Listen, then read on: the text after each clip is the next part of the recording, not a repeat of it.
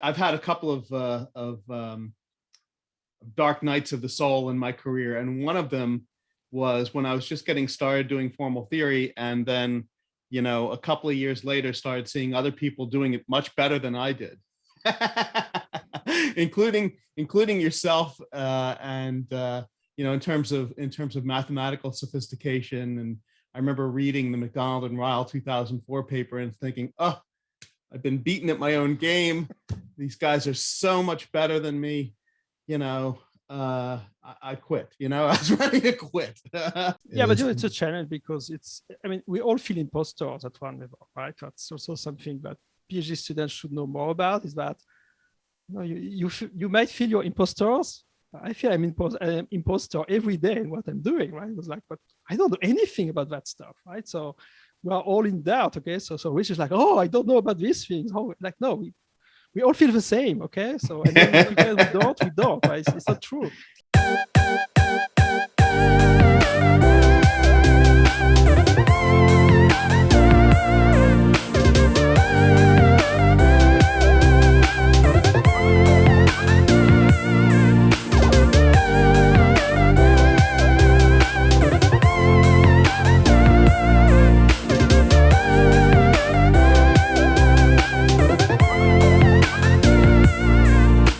Okay, well, it is my pleasure to introduce today our special celebrity guest, Olivier Chatain. Am I pronouncing that anywhere correctly? Anywhere near? Very well, very well. Very well. Okay.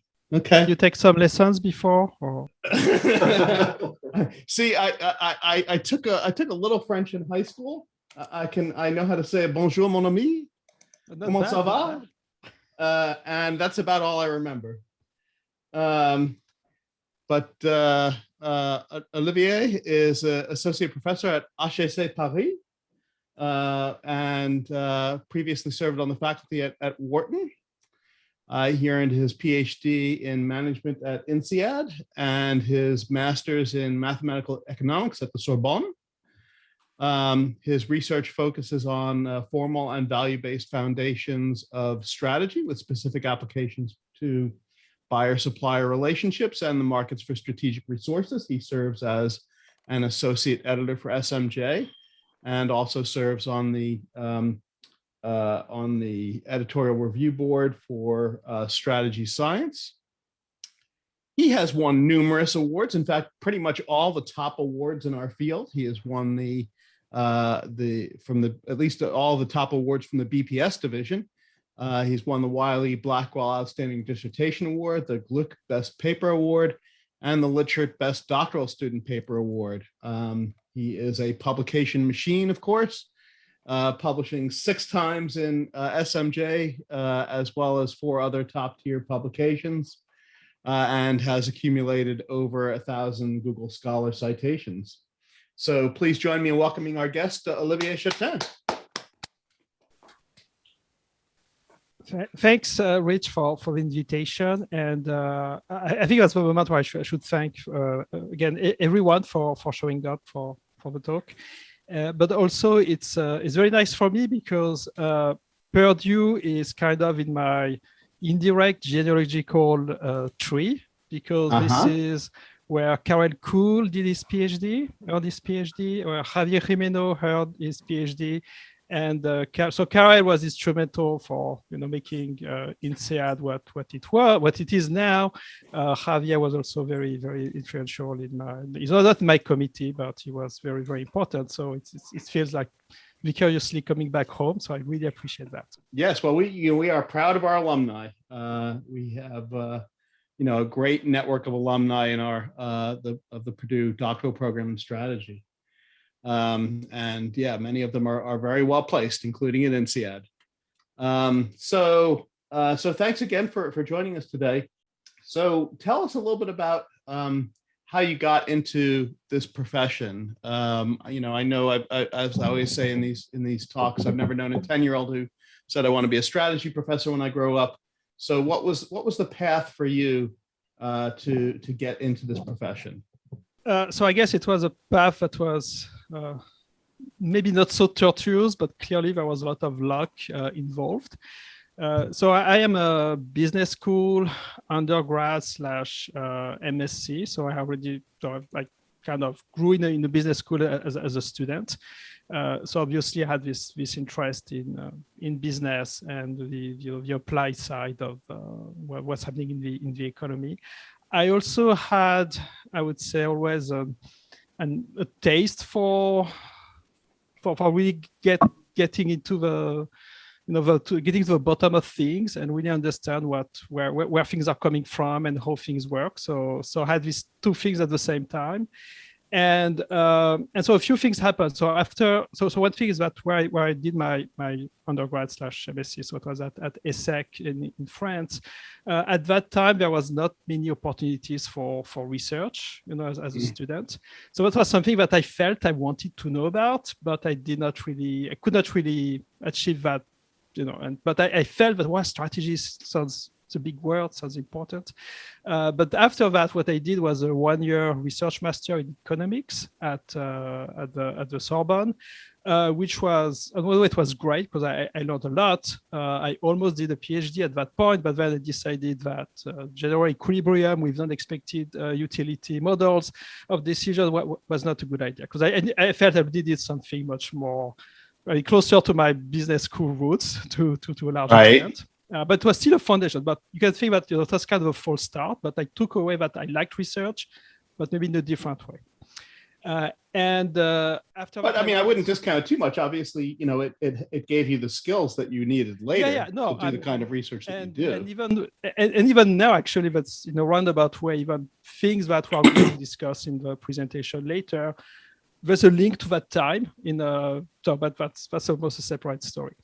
So I learned a lot, but I was not going to do a dissertation on that topic. And so I went to consulting. And then consulting, I also realized that it was nice, but if you stay too long, you cannot get out because you have golden handcuffs. So I needed to find my escape route before I would be, this is the beast is just feeding you, and you have to feed yourself. You give a few pints of blood to the beast as well. And so I said I had to leave as early as early enough. Although I learned a lot, and that was also very, very important for the long run.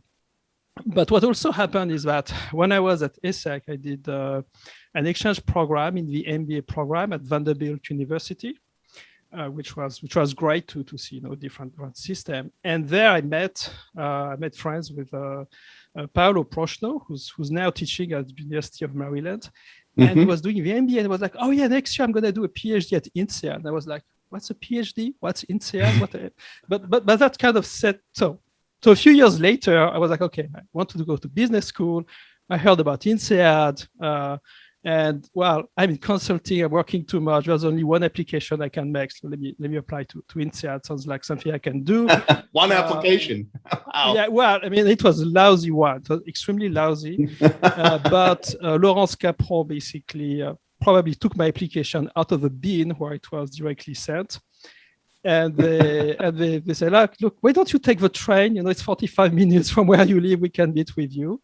And then I met with Mary O'Sullivan first and Peter Zemsky. And I don't know, I think they made a terrible mistake, but that's how it works. So I got very lucky because I knew no one who did this type of application. So I had a terrible file, but they gave me a chance. So that's why I went there. And then it was great because I think that having worked a little bit helps you two things. First, that you know why you're doing a PhD, and I could see that a lot of my colleagues who went straight from undergrad had a lot of reservation. Is it really the right path for me? And I was like, no, I know it's the right path for me because you know what? Right. I'd rather work on my stuff than on the stuff for my project manager who's also working for the client.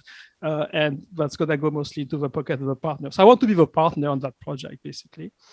So that was kind of the path. But that was a combination of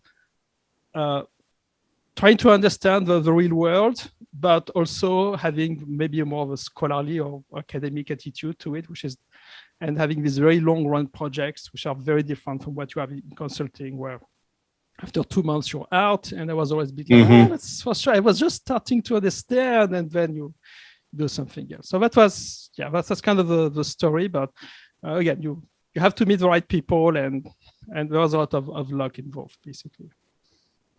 That's a great story. I'm just curious about one thing about the consulting experience, right? Because you said it taught you that you didn't want to be a consultant, right, and that you didn't want to keep feeding the beast. But I'm wondering if there's something more positive that you took out of the consulting experience. Did that influence your choice of research topics or research interests in any way? So actually, yeah, definitely. Because on the one hand, I made a lot of positive things because it was good to learn how to work under in a very structured way. So of course, after being a consultant, it took me like 2 years to learn to, when I was used to write slides in a landscape wave, it took me 2 years to bring them back to write things down in longhand, because of course, when I started to take notes, it was always landscape. But I mean, okay, sorry, it's an inside joke for those of you who have been in consulting. But it was also useful because when it came for example, the empirical part of my dissertation, that was on law firms, but law firms and consulting firms are very, very similar. And a lot of the things that so it's not that the projects were directly that I did there were directly helping my research, but just the understanding how these firms were working, the issues they had. So that fed a lot of many themes in my dissertation. This issue of, well, you have a client, then once you know the client, you want to cross-sell. Okay, so that created. So my dissertation is based a lot on that, and I felt confident I was not totally making things up because I had felt that in my bones how things were working. So that was really important to, even though because I had some empirical work, but also some theory work, but it was still anchored in a strong intuition about reality that was rooted at the minimum in those 2 years of toiling. I mean, not toiling, but it was not so bad. And but it was, yeah, that had a big influence in terms of setting for my empirical work, for instance. Tell us a little bit about what your experience was like in the INSEAD PhD program. Obviously, one of the top PhD programs in strategy in the world, and has produced a number of outstanding graduates. What was that program like for you? It was. I mean, of course, I'm blocking out the bad stuff because I don't want to think about it anymore. I'm just kidding. But it was really good because I felt that we are really first-class citizens at the time. And I always remember actually one of the early classes that was very famous was a research method class taught by Erin Anderson. And she told us a few things. First, that, okay, guys, why do we have PhDs? It's so that the faculty doesn't become obsolete. Okay, so since we have to work with you, we will have to keep on doing research, and that's why you're very important. That's a good point. Yeah, well, that's why, right? Number two, you are faculty being, so you are little faculty. You're almost at our level, so we're among adults, so we take you very seriously, and that was really. Maybe I was really appreciative of that personally. And the third thing was like, it's a craft. So you're like a shoemaker. So it was a bit provocative, but you're like a shoemaker. The first shoe you make is terrible, but you have to make a lot of shoes before you make the perfect shoe. And that's how you should approach that. So it was unromantic to some extent, but at the same time, we had the resources. And I felt as well that, generally speaking, when I was there, I'm sure it's still the case, there was people were really taking theory and reasoning seriously. So there was a lot of emphasis on rigor in the way how you were thinking about things. That I think was really something shared among everyone there. So you mentioned Erin Anderson, and obviously there's some connections between her work and yours. You both study buyer-supplier relationships in service firms. That's her work was most famous for I think it was the insurance industry. I think, is that right? And so did you, is there, is that where you picked up your interest in buyer supplier relations? Actually, not at all. Not at all. Okay. Not at all. So I think it, which I actually never really thought about that until now. So I feel so dumb. But that's really something that came. So the thing is that what I did. So if you come back about what we're anticipating about, I looked at this relationship, but not really in a transaction cost perspective. Sure. And actually, the way it was really orthogonal to that, while she was really coming from that perspective. So I think because even though the phenomenon was not very different, I felt that there was the theoretical angle of attack was so different that there was maybe not that much. But of course, it's like, yeah, of course, that's obvious. I'm just, yeah, okay. So sorry. Spoken like a true theorist, right? There's my work has nothing to do with hers, even though it's, you know, on the same phenomenon. Exactly the same phenomenon, but it has nothing to do with hers. Okay, she's spoken like a true theorist. It's just independent, okay? It's just they're both correct. That's great. So, okay. So speaking of the dissertation topic, so how did you find that topic of? I mean, obviously, you said a moment ago that, you know, you came into the program with an understanding of how client relationships worked in professional service firms from your years in consulting. You know, but on the other hand, I guess, you know, as you said, you were looking to get away from consulting, so one might think that one would not want to study that. But so how did you come up with this thesis topic? So I tried to think about it. I'm not so sure how it worked. So basically, I had these two. I did not come with, okay, here's the one question I want to answer, and this is it, or nothing. So I was very open, because I was not very. I felt I had a lot to learn, and I realized that it's, you know, sometimes you're not sure in advance if the question you're interested in, you can answer it actually, right, in a way that's compatible with the constraint of the PhD program, because you actually need to graduate, get a job, etc. And the question you have that motivated you to come, maybe you realize, well, there's no way I can answer that. Maybe I'll do it in my lifetime, but I cannot. I need to scale this down. So it really grew out of working with the faculty there at the time. So I started to have this. I mean, so maybe I don't know if it's possible at Purdue, but I had these two tracks, two different projects that could have become, each of them could have become a dissertation, a very different one.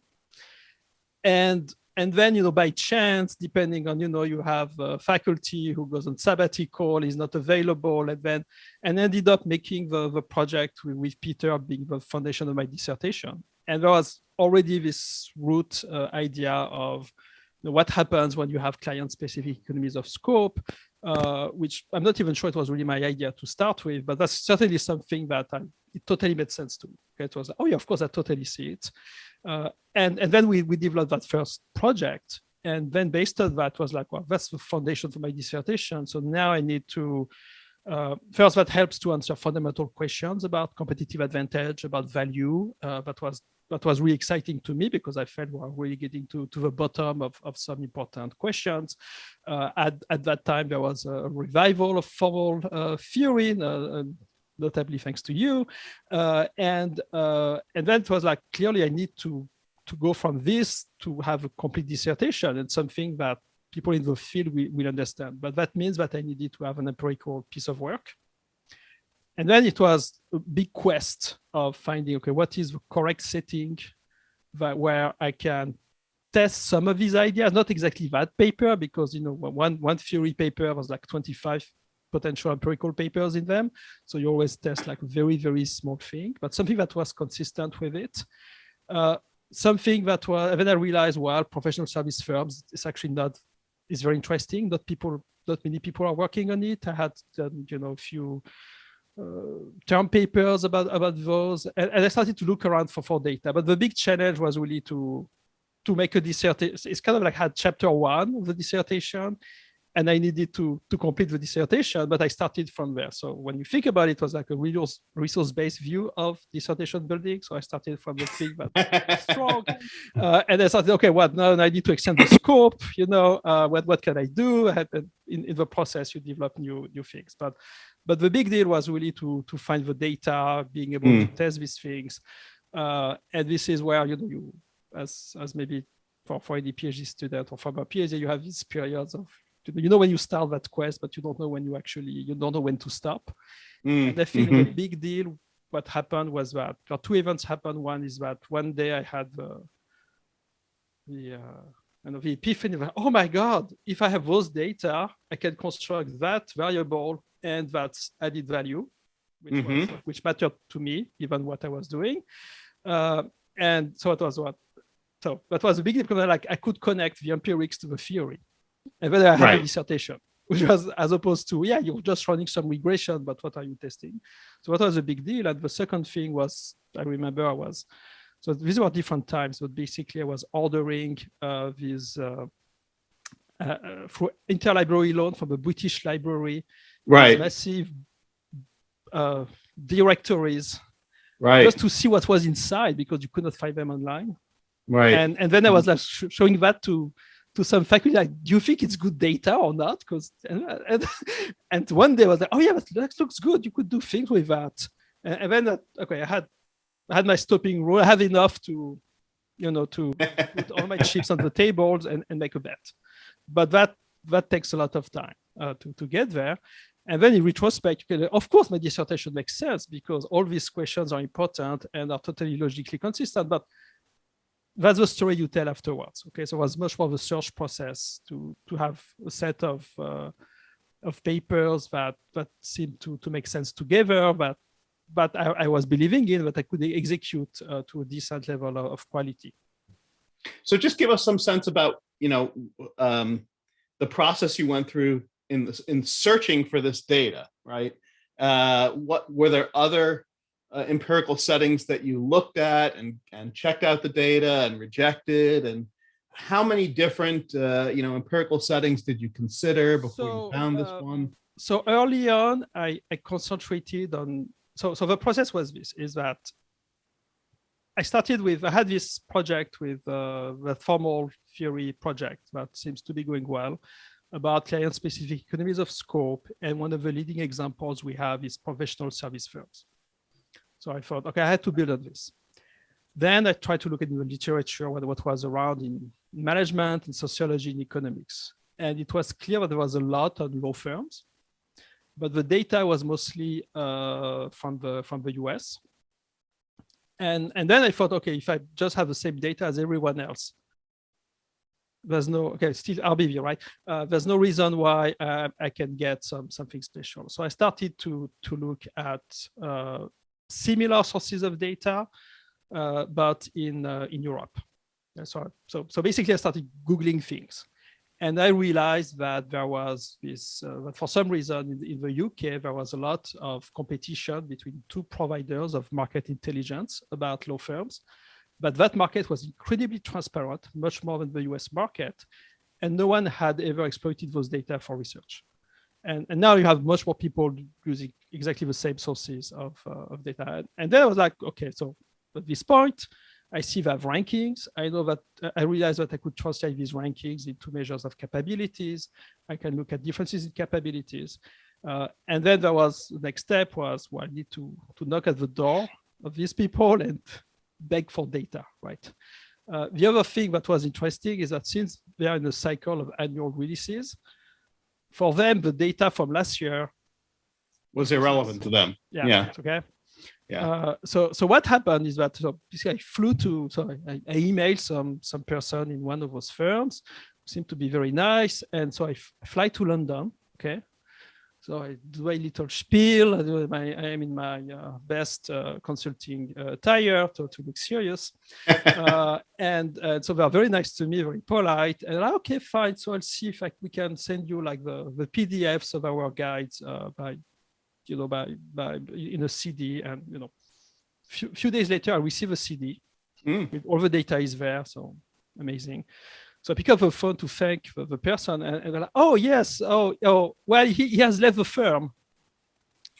Okay, I was like, "Okay," so again, there's a lot of luck there, and I felt that it was if you had approached him 2 weeks later, you would not have gotten the data. Yeah, okay. So maybe other ways, but it's a lot of serendipity going on there, and then other things that you do it's like part of that's also for the PhD students here. Though the world has changed a little bit because it's coming from a very analog world, so digitizing thing was a big deal. Oh yeah, well, me too. No, but at the same time, I realized that because this is basically the British Empire has a habit of having yearly directories of any profession, so which is great because that creates a panel of data. So at the same time, I was collecting membership data from the law firm. So I had the roster of lawyers and partners, which I did not use for my dissertation, but I spent hours and hours scanning these pages of names. And even the last paper that has just been accepted still was building on those data. Because if you know everyone who's in the law firm at the time, you have a sense of how well regarded they are in the profession. You can link that to, for instance, which M&A deal they worked with. And that was a recent paper with my colleague, John Mosley, and my former, he was at Wharton, Philip Mayer-Doyle. So it was still building on the same data set. So basically, it's like more than 10 years later, that effort was still yielding some dividends. Do you have any guess why the British were so transparent compared to the other countries? Is it a matter of regulation, custom, tradition, law? I don't know. It's really a big mystery because you had so at that time you could not find decent financial information about law firms in the US, but you had like a few. I know maybe that was the power of the press, but you had basically a legal press, but with a lot of gossips, and they were just making rankings, and they were like, "Oh, you have to give us your financials so we can have the top 50 law firms," and so you had all those data, but it was just. So I don't know exactly how it started, but basically there was some pressure to open up in a way that we would not find in other countries. Interesting. So the story it sounds like there was a status competition going on. Yeah, I think among so. the I UK. think they needed to brag, and the price was just playing on that. And I was happy, to collect the crumbs, basically. So. That's a great story. Yeah, they just they weren't forced to do this. They just got into a status competition and wanted to prove that they're better than the other guy, and so suddenly they got transparency. Into it, and then it's easy. You very old school. You again went back to the British Library and order like, can I have the December edition of the Lawyer, because this is when we have an annual ranking from 5 years ago, and I have performance data for 100 firms right there. Wow, that's great. That's amazing to find that. Yeah, but I would say that the takeaway is that the more you know the context, the more opportunities you see about right. That. And again, I had some lawyer friends. I felt at home because maybe I was exaggerating, but there was a lot of similarities with the consulting context. And this is something you cannot do in consulting, because the advantage of law is that it's so conservative that things are very stable over time. And that's a big plus as a researcher. While in management consulting, there are just fashions all the time. So you nothing is stable. Yeah. So that was, yeah. So again, but you see the path was really from, okay, this is what I have that sounds interesting, but and good, and I need to build on it. And then as you build on it, you start finding the proximate opportunities, and then you find new things, and then you add to it. So again, RBV, diversification, all that stuff. Exactly. So first of all, I'm definitely glad that you wound up picking the topic that you did, because it opened a pathway for several other of us to do some similar research, right? So I have a theory paper with Jens Schmidt and Thomas Kyle on a related topic of client customer specific synergies and market convergence. And Hee Jung on our faculty also, a big part of his dissertation was on looking at client-led diversification among lobbying firms. So you've kind of opened up a new area of the literature with this dissertation topic. So I appreciate that. But I do also want to, in the service of understanding the path not taken, you said that there were two dissertation topics that you could have done. What was the other one? So the other one, I'm trying to get back to it actually. That became that's the paper with Laurence Capron on factor markets and political markets. So that could have been one, and again, just to be. But then I realized, so one of the reasons it did not become my dissertation is that I realized that so you have these ideas of firms preempting resources, and for instance, you're going to buy resources and throw them away to get a competitive edge. Mm-hmm. So that was started, I don't know, 2003, 2005, or something like this. And it was that was an amazing learning experience, thanks to a lot of workshops at the Academy of Management. So I really felt I learned a huge amount of my craft there. That's also, for that paper, Rashmi Agrawal had a huge impact by one review in one of his workshops. He goes, you know what, this half paragraph, there's more to it. And then the half paragraph became half of the paper. So that really tells you that you need to open yourself to that feedback and then learn new things. So I did not really go that direction. One of the reasons was that it became clear that to do it, I would have needed to really go deep into patent data. And I felt that, at that point, if you were not, very close to the gods making those data, it was going to be very hard to have advantage. Okay, and I think it's very funny because now I see there's a lot of excellent work, for instance, on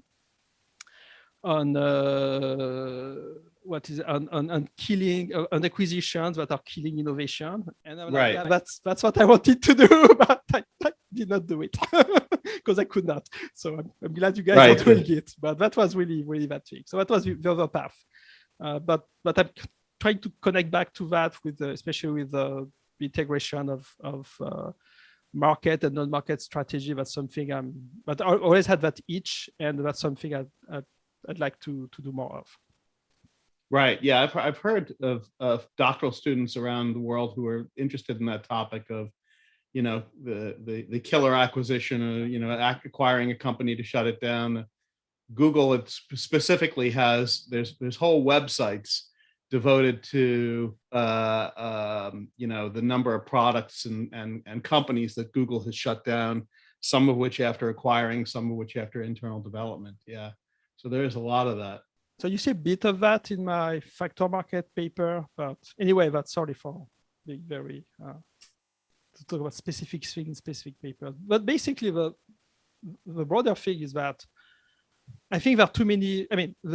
To me, the constraint as a PhD student, it's not the topics, because there are many good topics. It's more about what can you execute, what are the people around you who can help you execute well, because that's a craft. There are there are 200 small tricks you have to learn, and there's no book with these 200 tricks. Actually, there are 1,000 tricks that are around. There are maybe 200 you can learn, but you need to apply yourself and have a context that helps you be good at the craft, and then good things will happen. Yeah, absolutely. And I definitely understand where you would be able to get more traction on the topic that you pursued than on this other topic, especially with regard to data. Absolutely. Yeah, for it was there's always a tension between follow your passion and follow what you can do. And I think that you cannot be just a mercenary and, okay, let me do this because it's doable, because then it's terribly boring. But it's not because something is exciting that you should necessarily do it, because there are always some trade-offs. So you have to decide where you put the, what balance you have there. Right. And that's true throughout one's career. It's not just a dissertation thing. It's, even today, I've got to look for projects not only that motivate me, but that I can actually also complete, within a reasonable time frame. So, were there other challenges in the dissertation? So you mentioned the challenge of identifying the right topic and the challenge of finding the data. Were there other important challenges that you had to overcome? And if so, how did you overcome them? I mean, the main challenge is like you have to learn how to write in a way that's totally different from the way you were taught. And it's not just a matter of language skills, because Yes. it's you have to accept that you have to start over, because the way you write a paper is highly contingent on the community in which you are. And you really have to, okay, so I was able to do a certain excellent rhetoric in French. And even I can translate that in excellent English, but still doesn't make a paper, because you have to really understand how a paper is written. And so I remember one breakthrough for me was simply reverse engineering how my advisor was writing a paragraph. When you write this section, what are these paragraphs, in what order they are? And it's like very silly, but these are things like this that are going to help you understand what you're doing, and be, as opposed to just being totally blind and exploring without knowing what you're doing. So it's just that challenge of how do you write a paper? How do you make an introduction that's digestible? How do you keep the attention of the reader? That's a huge challenge. And it's not language. It's not like, English is not my native language, so it's an issue. It has nothing to do with that. It's about how do you understand what's in the head of your potential reader, so that you can attend to their difficulties just at the right time. And that's super hard, but I'm still learning about it, because I'm still facing challenges. But that's something that's actually hugely important. And because people talk about, you have to learn how to write better, that's not helpful. Yeah, I know how to know how to write better, but what does it mean writing better? So to me, it means like you keep the attention of the reader as they go around, and you have to assume that they just had a stroke and they can't understand anything. No, that's true. And that they vaguely remember the paragraph before, and they have some expectation of the paragraph that's coming. And that's all they have in their brain. And that's how I read the paper. Okay? So you have to start with that. So which is totally different from, this is, we're scholars, so as a reader, I can really draw on this. No. Your reader is just had a bad night,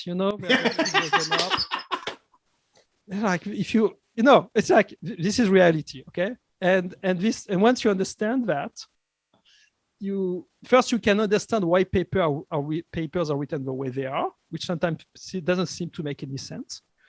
But all that craft is important. And the last thing, so I'm sorry, just a minute, is that I remember one day there was one, it was Hui, still at INSEAD, and he shared with us something that to me was like the scriptures, which was like, okay, I've just published a paper in the ASQ, and it was a qualitative paper, so it's not that I was going to draw on that, and here is the responses to the reviewer during the process, and I was like, oh my God, this is the most important document in our profession, and no one sees them. Yeah. And when I realized, but this is actually, I think these things should be published, by the way, when the paper is published, if you have the whole track, because that would keep everyone honest. But it's like, and then you're like, this is half of the job you do, but no one sees it. And so all that was, again, this is really a craft. You can have all the passion in the world. It's not a matter of everyone is smart. It's really that you have to become a pro.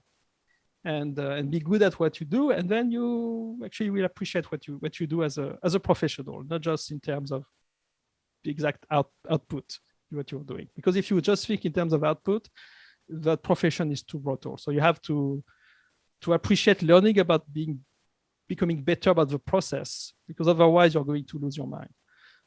I'm becoming too dark here, Rich. That's bad. So please help me out. Yeah, I agree with your point about, it would be good to publish the reviewer responses at some point. In fact, with my doctoral students, I've put on our internal website the entire paper trail for my first paper with David Ross, from the initial manuscript, the cover letters, the reviewer response documents, et cetera, because this was a paper that really had a challenging path through the review process and had to be completely rewritten and completely remodeled, not just once, but twice through the review process.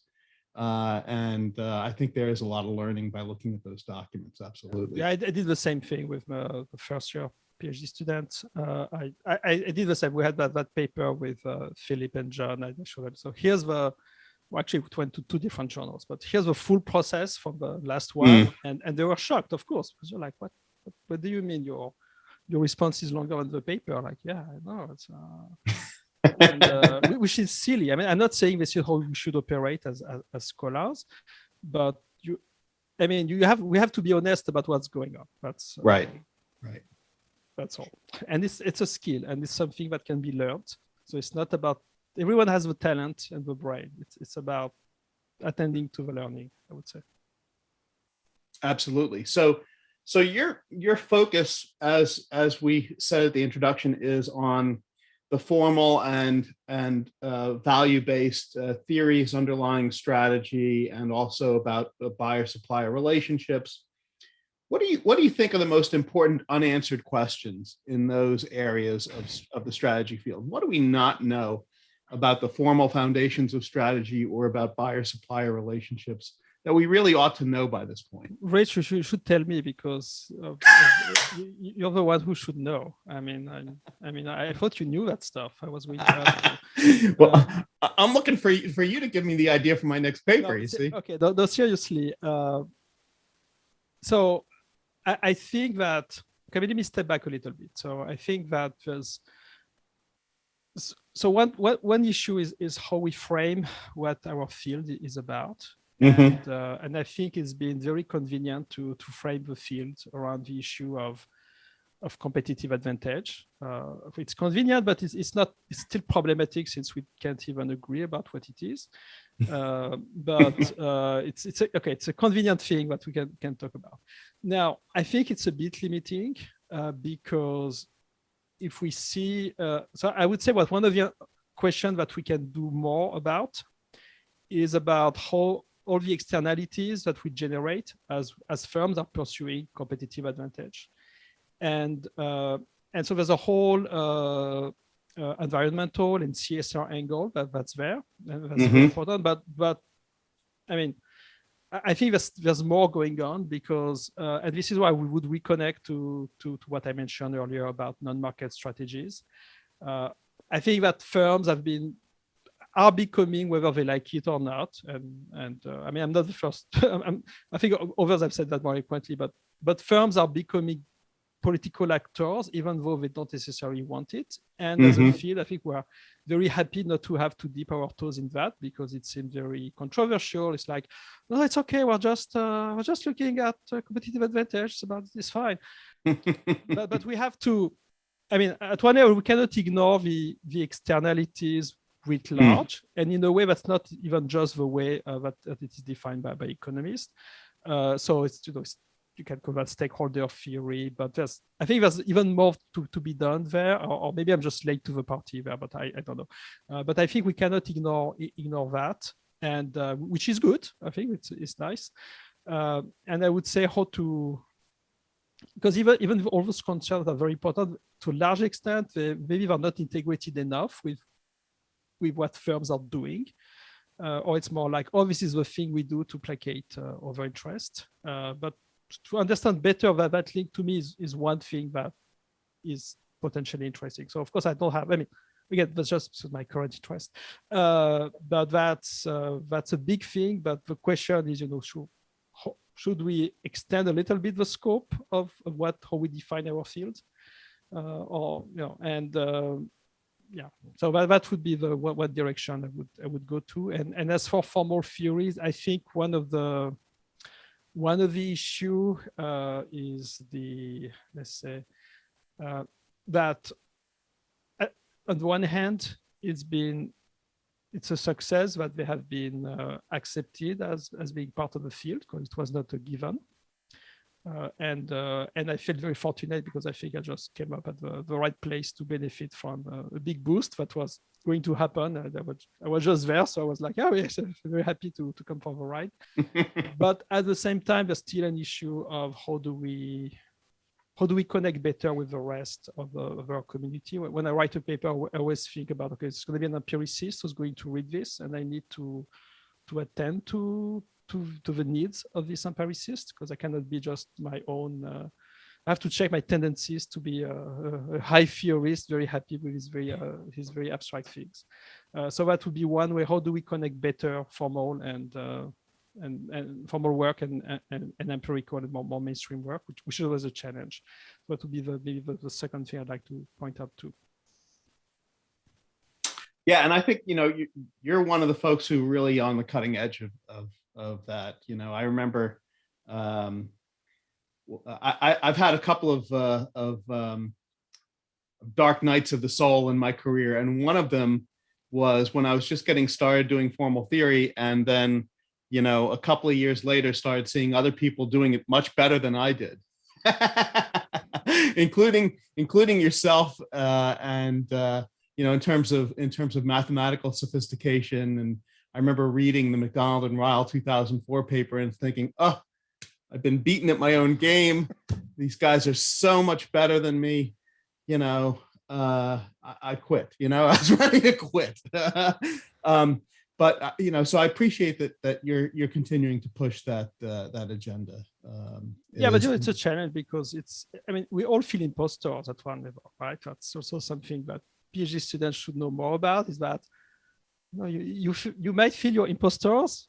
I feel I'm an imposter every day in what I'm doing, right? It was like, but I don't know anything about that stuff, right? So we are all in doubt, okay? So Rich is like, oh, I don't know about these things. Oh, like, no, we all feel the same, okay? So and then we don't, right? It's not true. It's like, no, of course, I always know.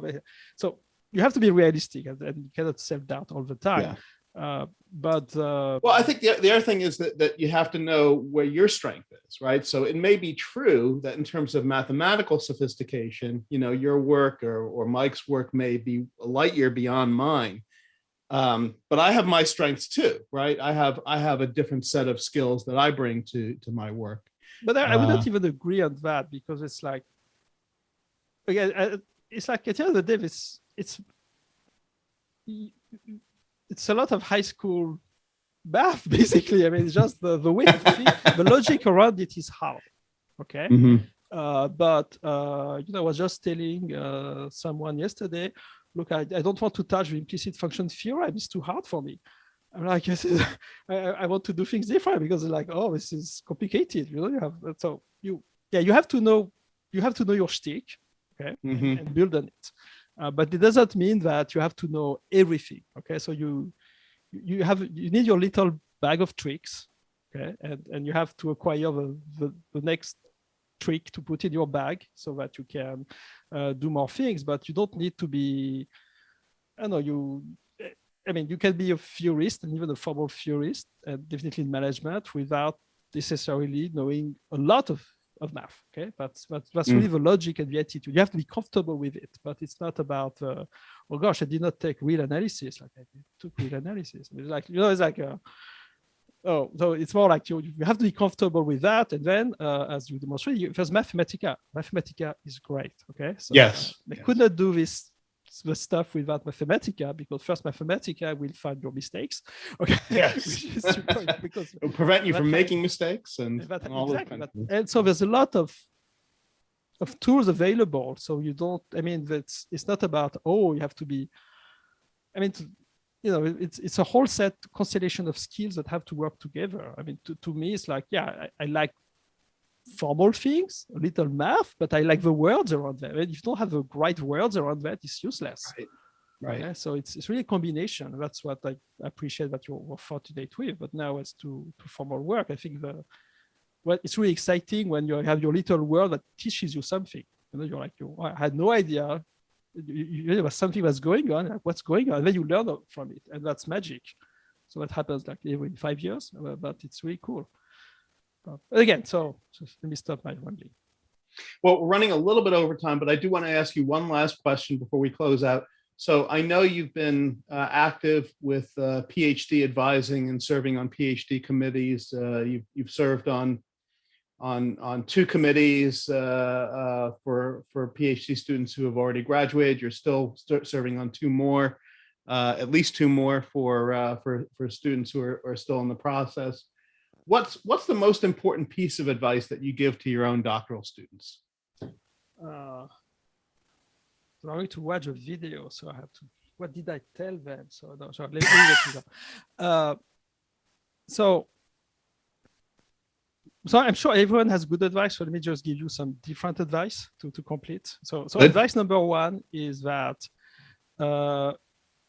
you need a diversity of mentors, because some people will be great mentors for something, and then some people can be you can have a great mentor about navigating program politics, but the mentor you need to how to write a paragraph may be a very different person. Okay. And so you have to set up the environment from which you learn. So something maybe a bit more different is that I would say that we don't appreciate enough the intellectual history of our field.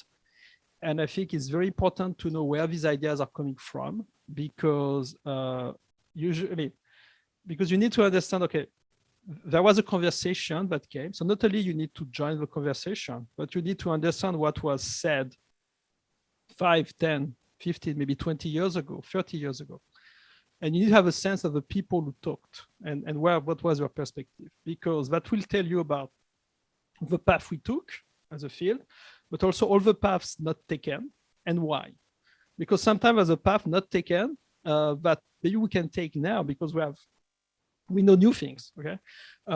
Then it's easier to frame papers if you know what were the questions, and then you know how to tweak them. And so I think that we don't do enough of that. I remember, again, as a PhD student, I was reading a lot of the papers from Nikolai Foss, because he's extremely good at that. And I learned a lot about, for instance, about the history, the early history of the RBV. To me, it was illuminating to understand what I was doing and to understand, okay, for whom it was interesting or what was lacking there. And these things, I think we don't do enough. So I would say that it's, in any field, you need to understand the intellectual genealogy. And then the next thing I tell my students is that, okay, when you go to a conference, it's important to almost meet the people and to just have a sense of how they talk to each other, because that's really revealing. So that when you write, you know who you're talking to, as opposed to putting words, to make it very, very personal, because we're social animals. And lastly, I would say that the gossip part is of the profession is important, but let me put the light gossip in terms of, oh, did you know that so-and-so's advisor was so-and-so? And they were, at that time in their department, there was also these other people. And even though they never wrote a paper together, they clearly influenced each other. So you need to understand that landscape and really understand that history. I think it helps being very comfortable with why people are saying what they're saying, and that helps you being actually more original, because you have to really go back in time and point, okay, let's go a different direction, because now I have a solution to do it. Terrific. Well, I think that's very, very beneficial for our doctoral students to hear. I appreciate you sharing that wisdom, and just appreciate you sitting for the pro seminar talk show ritual. Really appreciate it. And so please join me in thanking Olivier Chatain.